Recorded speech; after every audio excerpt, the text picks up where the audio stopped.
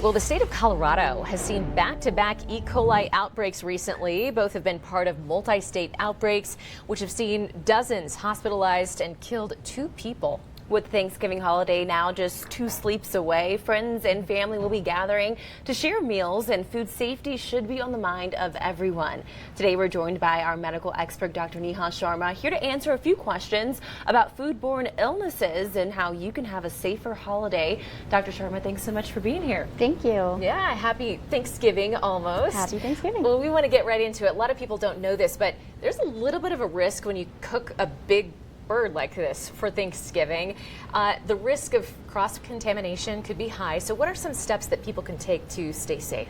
Yeah, so step 1 would be wash your hands. Wash them for at least 20 seconds, and especially if you're going to handle foods like raw egg, poultry, raw meats, make sure you wash your hands. Second, try to keep your foods separate, especially those raw meats, cooked meats from other cooked foods. And this applies to cutting boards as well. And make sure you thaw that bird in a safe manner and cook it fully, and that means a minimum temperature of 165 degrees Fahrenheit. And also follow the 2-hour rule. If there's food out at room temperature for about 2 hours, make sure to toss it.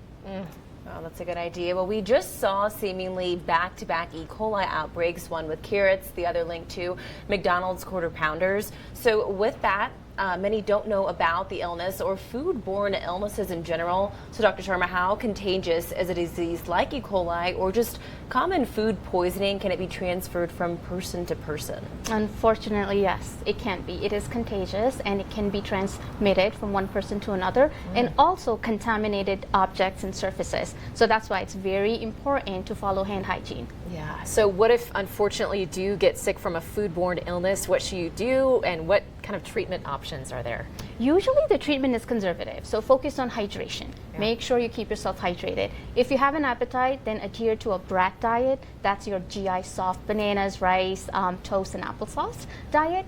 And usually we don't want to give antibiotics, especially there's a illness called STEC, that's sugar toxin E. coli, and that's what causes your GI symptoms like diarrhea. We don't want to give antibiotics for that because it can cause something called HUS, which is deadly. It can cause renal failure. So I do want to remind our viewers, the patients, that not every illness requires antibiotics.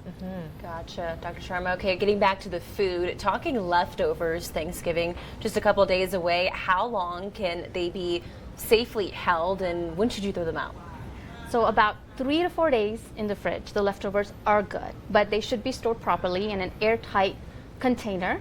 And if something is looking a little sus, don't risk it. It's not worth it. Toss it. Yeah, I don't think it doesn't last much around my family. We have leftovers maybe a day or 2, but Yeah, you're big eaters is what exactly. you're saying. Good. Well, Dr. Sharma, that's all we have for you today. Thanks so much for being here. Thank you. Yeah, Dr. Sharma is with us every Tuesday at 4:30. If you have a question for her, email her, or email them rather to us, healthycolorado@krdo.com.